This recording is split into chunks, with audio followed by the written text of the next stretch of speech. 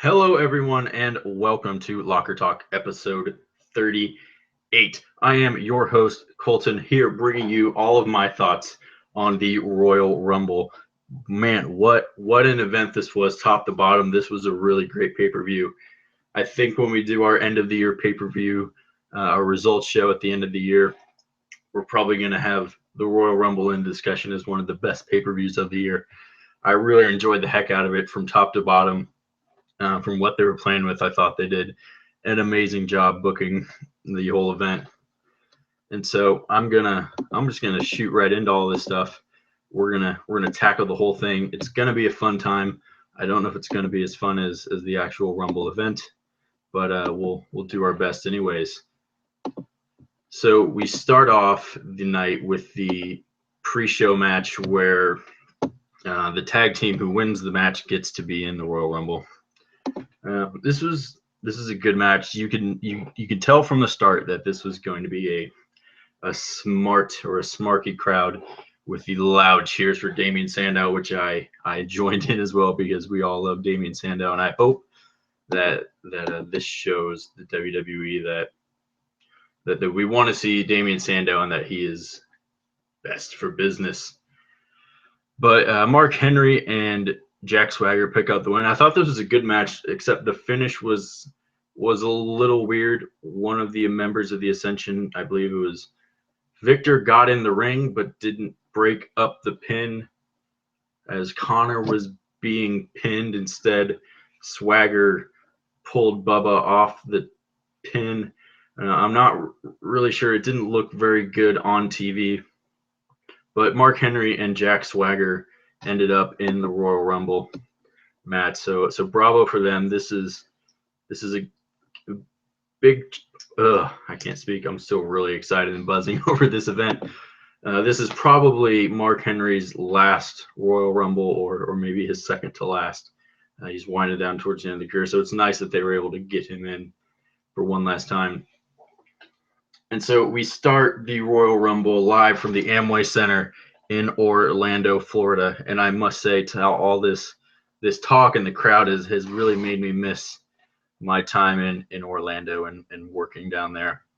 And I hope to make it back sometime soon.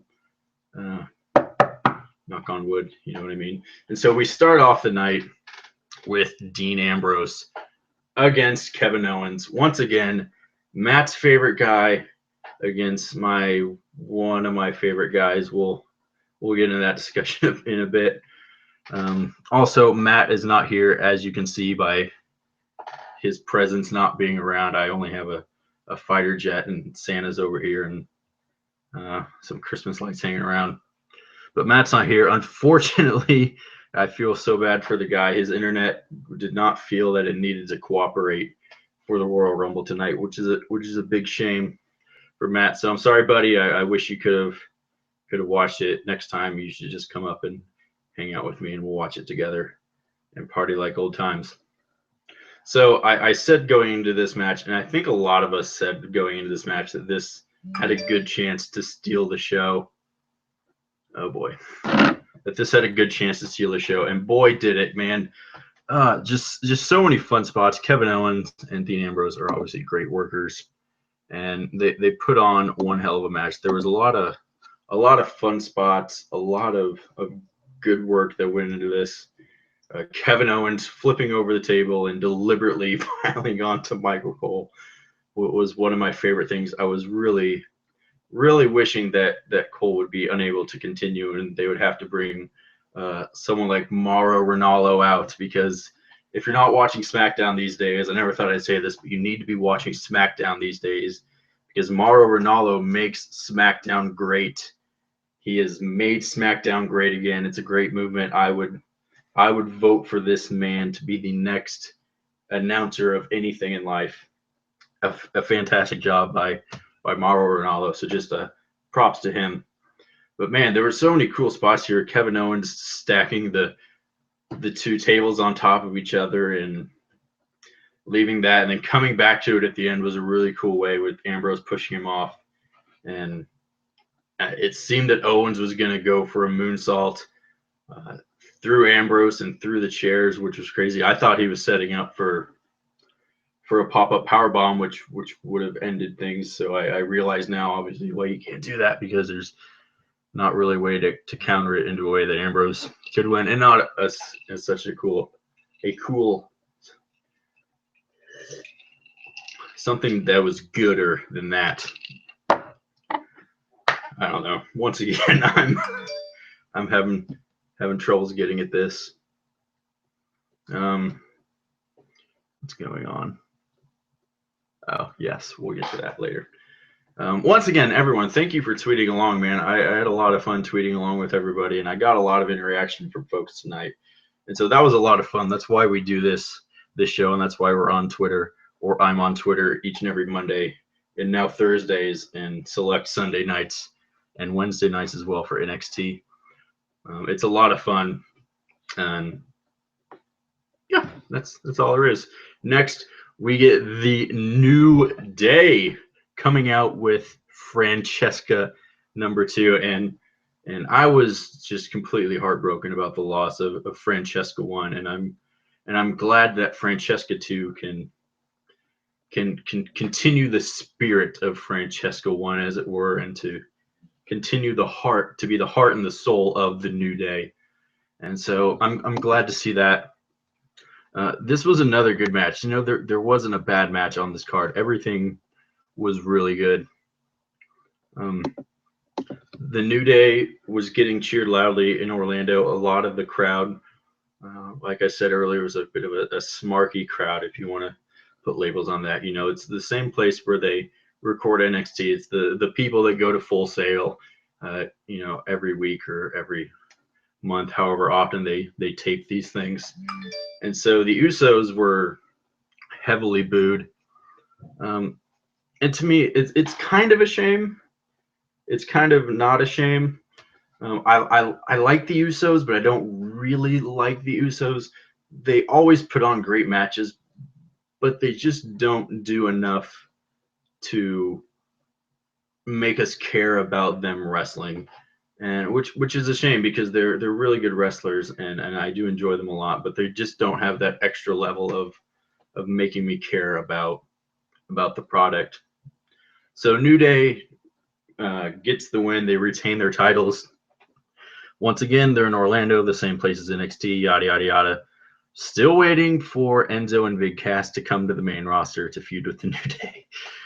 Anytime they're even remotely close to somewhere in the world that Enzo and Big Cass may or may not be, I will always bring this up as a thing that needs to happen, and I will continue to do that until I get to see it happen, because that is Vince saying, hey, I'm going to print out my own money and pay myself with it from watching these 4 guys go at it on the mic and in the ring. It would be fantastic, and I need it to happen.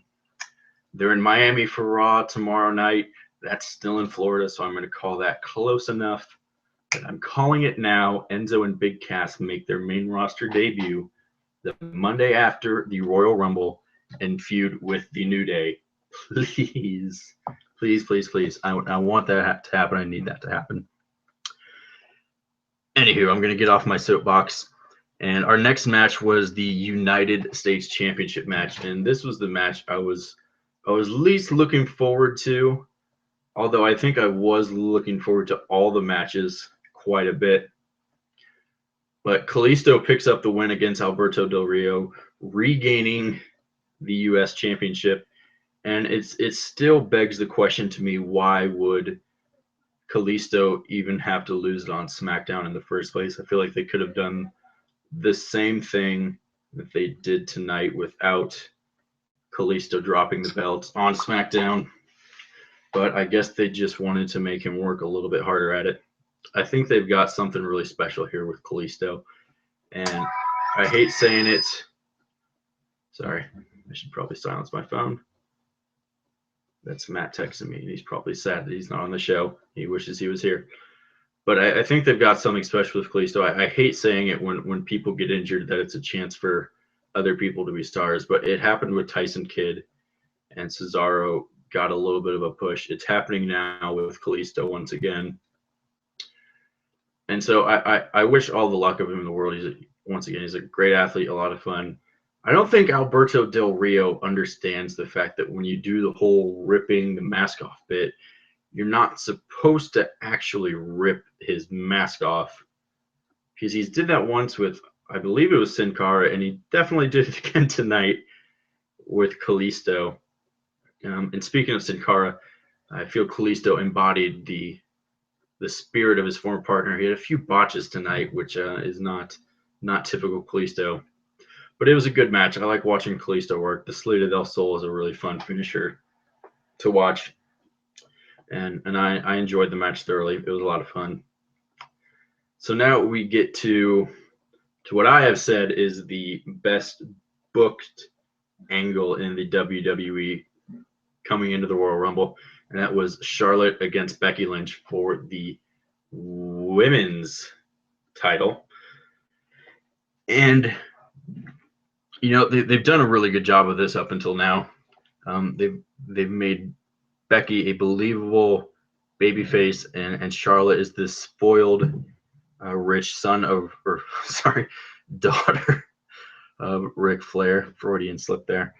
And Charlotte has done great as a heel. She does a lot better as a heel, I think, than a babyface. And Becky has excelled as a babyface, and on the microphone she's improved even more, which I think was the one place that she was lacking a little bit. And I think she's done great the past few weeks. And so once again, I was expecting, with the fact that there was only 4 matches other than the Royal Rumble match, that this match should get a little bit of time. And as I look here on Wikipedia, they got almost 12 minutes, which is good. Nothing wrong with that. I wish it would have gone on a little longer. I think the big elephant in the room for this match was, I honestly, I can't believe they did this. Ric Flair kissed Becky Lynch in the middle of the match. And if this was the Attitude Era, if this was the 80s, there wouldn't be any problem with this, but we are such a socially conscious society today. And the fact that it was gross as hell and wrong as hell. So yeah, Ric Flair essentially sexually assaulted Becky Lynch during the match. And I mean, they obviously, didn't mean for it to be, to come across that way, but that's definitely what it was. And I don't think there was a single person I saw on Twitter that was even remotely okay with that happening. It just, one, it's Ric Flair, and so just people knowing Ric Flair's history, it's just gross. 2, it shouldn't be done. It shouldn't be needed. There's plenty of other things that Ric Flair could do to interfere in that spot. And 3, once again, it was just gross. Like, one of the last people you would ever want to have your lips locked with is Ric Flair. And so, yeah, that kind of took me out of the match a little bit. And honestly, I was not a fan of that. Like I said, it kind of brought me out of the match a little bit. But they still put on a heck of a show. The ending, however, was not great. Becky has Charlotte in the disarmor, and Flair's patented sports jacket, his classic sports jacket, which has received many an elbow drop, gets thrown on Becky Lynch. And one, if we're thinking about this realistically, why would Becky stop the submission? Because I don't think a sports jacket is a cause for stopping that. Always, unless you're just upset at Ric Flair, which I would be incredibly upset with Ric Flair at that point if I had to kiss Ric Flair. Oh, it's just still disgusting. I can't get that out of my head. She needs to get tested, first of all. Becky, if you're listening to the show, get tested and all that gross crap. But yeah, it was not okay with me. But after the match, Sasha Banks makes her triumphant return to many a cheer from myself in Orlando, Florida, and the internet worldwide. And so first, being Sasha Banks, she attacks Becky and teases aligning with Charlotte, in which she then turns on Charlotte and puts Charlotte in the bank statement. I was really hoping she was coming down to kill Ric Flair. Um, I am so sick of Ric Flair at this point. Like I was already down on him throughout this whole feud. I didn't think he needed to be there. But once again, that damn kiss just, ooh, disgusting. And so now it seems that we're going to be building towards Sasha and Charlotte at Fastlane, WrestleMania, yada yada yada. What I hope doesn't happen, I hope they just don't push Becky to the side. I hope this wasn't something where Becky was sort of a placeholder for Sasha Banks until Sasha was injury free. But I think she's proved her worth and that she doesn't have anything to worry about. Once again, this is just another chapter in this never-ending book that is professional wrestling, and I'm sure she will find her way to the mountaintop because she deserves it. And as we saw from the crowd in Orlando, she's definitely over with the crowd. And so now we get to the Royal Rumble match. And so before we do that, I have a couple tweets here that I'd like to read off. I'd like to thank you guys for tweeting in your thoughts. The first one is from @Smark4Wrasslin. Wrasslin, like you would say with a Southern accent, WRASSLIN. Said, phenomenal. That pay-per-view demonstrated excellence. 10 out of 10. I would agree. It was very good. And I think this is yes, @Steven Sorrell, one of our good friends here at Locker Talk, agreeing with me saying, not okay with anyone else kissing Becky, to be honest. Back off, buddy. You get Emma, so you can back off as well, my friend. We'll throw down. I'm not afraid of you. Even though seeing pictures of you on the internet, you could probably kick my ass, but we're not going to go there. So anyway, we get to the Royal Rumble event. Probably my favorite event of the year. I love watching the Royal Rumble. Regardless of who wins and what happens, I just love the concept of the match and the overall aspect of the match. And so 2 years ago, Matt and myself and our friend Farmer, who has been mentioned on the show many a time, we decided that we were going to do this pool amongst ourselves. And so we would draft by number of positions. And I know I've seen other people doing this, so I'm sure you're all familiar with this. But just in case you're not, each of us would get 10 selections of 10 numbers in the Royal Rumble. And obviously we don't know who's going to be in those spots beforehand. And so whoever spot won, gets a reward from the other two. The past few years, it's usually been a trip to Golden Corral to eat lots of food, and then some sort of movie or activity like laser tag. Or actually, after eating Golden Corral, we're usually pretty full, so we just sit there for a while and feel bad about ourselves. But Matt has won the past 2 years, and he's just rubbed it in our faces. And so I'm sorry, buddy, but I was not rooting for you this year. And we did our draft, as it were, before the announcement that Roman Reigns would be defending his title. And so going into this, we were just assuming this would be a normal Royal Rumble. So unfortunately, for me, Farmer got the number 1 entrant, which was Roman Reigns, and the number 30 entrant, which turned out to be Triple H. So the two odds-on favorites. And obviously Farmer won that. So this year, I believe Farmer has, instead we've decided that we're getting a $15 item off of www.shop.com. And Farmer says he wants a pair of Brie mode socks. Don't ask, I don't know or understand. So this is just going out there so that we can't back out on that we owe Farmer Brie Bella socks.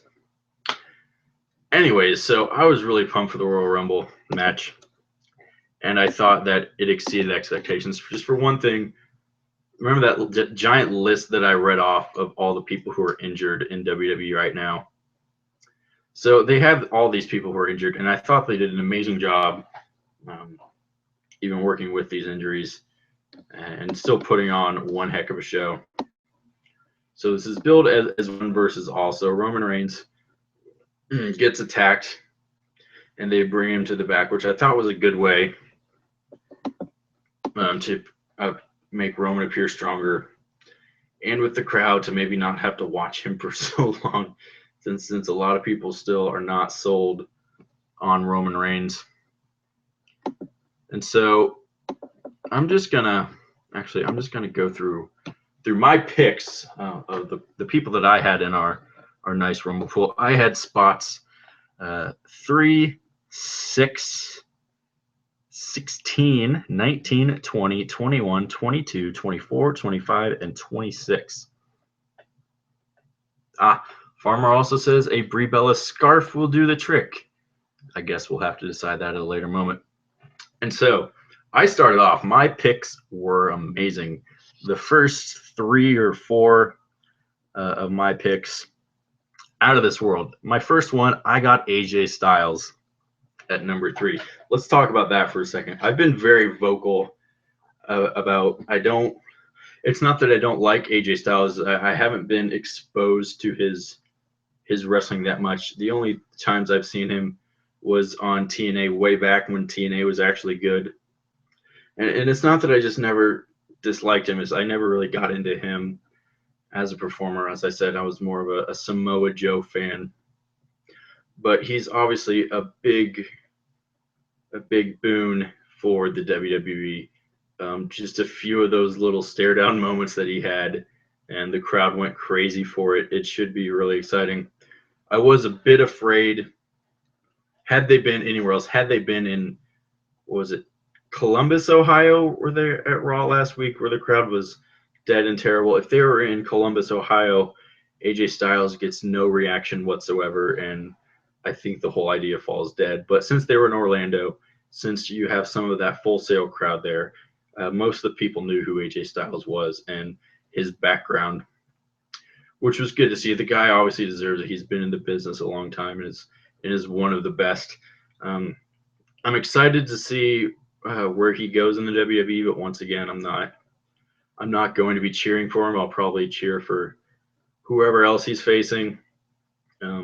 I thought it would have been a very Vince McMahon thing for Roman Reigns to eliminate him in 10 seconds, just to prove that Vince is number one. That seems like a thing he would do. But thankfully, his ego did not win out there, and Styles lasted for quite a long time.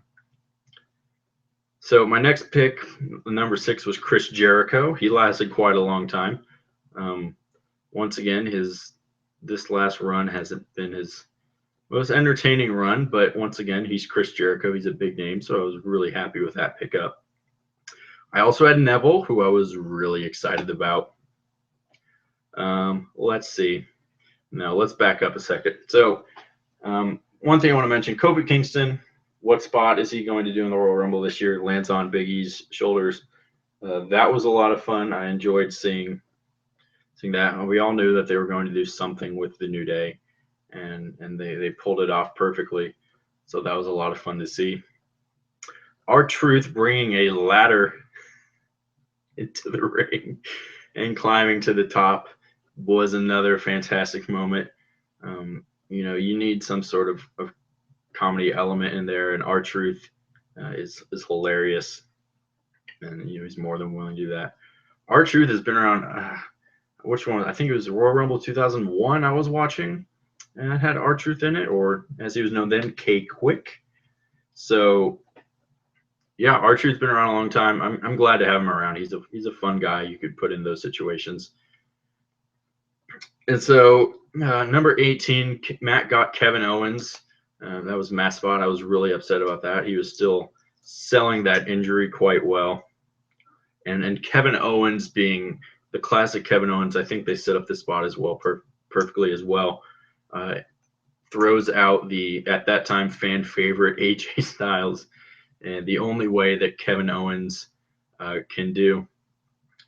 And then so next, Dean Ambrose comes out, another my next pick. So we're starting off pretty hot with those 4 guys. And Ambrose and Owens obviously go at it, and they're fighting even after their brutal, hellacious match earlier in the night. And then number 20, my pick, I went crazy. I won't lie. I flipped out. Sami Zayn was in the Royal Rumble, and I don't remember ever being that happy in my life. My predictions of Sami Zayn entering the Royal Rumble and eliminating Kevin Owens, which I've made for like 6 months now, came true. And I was so happy. And it was great to see Sami Zayn. Once again, that's another thing that Vince can just print off his own money and give it to himself, because Sami Zayn against Kevin Owens is going to make a lot of money for a very long time. And I'm super excited to see that. And so once that was the big kahuna for me, Sami Zayn, I was so excited. And then my picks kind of started to fall off a little bit. Then I had Eric Rowan, Mark Henry, Jack Swagger, The Miz, and Alberto Del Rio. Not the best picks, but I feel my ones at the top saved it for me. But I just got more and more distraught as they kept going. But yeah, I thought the end of this match, once again, I think myself and a lot of other people called Triple H entering at number 30 and once and for all stopping Roman Reigns from winning from retaining the title. Actually, sorry. And I thought they did it in a really good way. Roman wasn't the final two. Triple H was able to eliminate him, and then it was down to Triple H and Dean Ambrose, which the crowd was really excited about. Even though, let's be honest, Ambrose had no chance in hell, which sucks because he was my last pick to win some free stuff from WWEshop.com. But I thought they did really well. It'll be interesting to see where they go from there. Like I said, I liked that Reigns wasn't. It wasn't down to him the final two. So I think it was the best they could have done. Like I said, they were pretty short on talent from the injuries, but I thought this was one of the more talent-laden Rumbles that we've had for a long time. And so I'm going to watch it again. My roommate was being incredibly loud and obnoxious, and her friend was being incredibly loud and obnoxious, moving things about the living room and other shenanigans. And I was getting pretty upset, and I tweeted out on my personal account how we were going to have our own Royal Rumble, although you shouldn't hit women or kiss them, Ric Flair, if they're, a quarter of your age and you're Ric Flair. Don't do it. But yeah, that was my thoughts on the Royal Rumble. We are on the road to WrestleMania, folks. It is 70 days away, which is really, really cool. From Dallas, Texas. Let me know, what did you guys think of the Royal Rumble? What did you think of the matches beforehand? What did you think of the Royal Rumble matches? What do you expect to see next? Leave me a comment right down that direction in the comment section. Make sure you like the video, subscribe to the channel if you haven't done that already, all that other crap. Make sure you follow us on Twitter at WWE Locker Talk. I like to think I have some pretty funny tweets several times a night. I think I'm pretty good at this Twitter thing, unless you think I tweet too much, in which case, well, I don't really care. But once again, follow on Twitter at WWE Locker Talk. Make sure you go follow the people who left comments. Once again, at Steven Sorrell and at Smark4Wrestling. So, with that, I leave you. I will see you soon. It's a new year, and Matt and I, we've been thinking up a lot of great shows. One that we plan on doing in the near future. We're going to talk about the greatest ladder matches ever. Not the ones you really remember, but some of the ones that you might not remember. We're not going to talk about Razor against Shawn. We're not going to talk about the TLC matches. We might talk about the Royal Rumble and R-Truth tonight. But that's going to be a great show. We're also going to talk about who should be the face of the company: Roman Reigns, Dean Ambrose, or Seth Rollins. And so with that, I would like to thank you all for watching this live episode of Locker Talk. I hope you enjoyed the Royal Rumble, and I hope I can talk to you all later. Tweet you on Twitter. And once again, this has been WWE Locker Talk, episode 38. Good night, everybody.